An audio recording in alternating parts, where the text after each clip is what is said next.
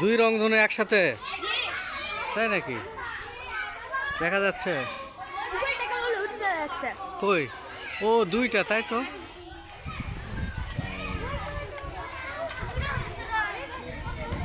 একবারে এই পার থেকে ওই পার, দুই দিকে।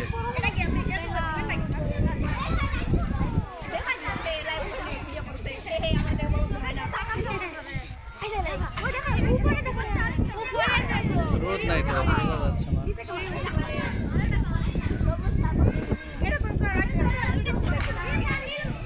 সবার নিচে কোন কালার দেখা যাচ্ছে?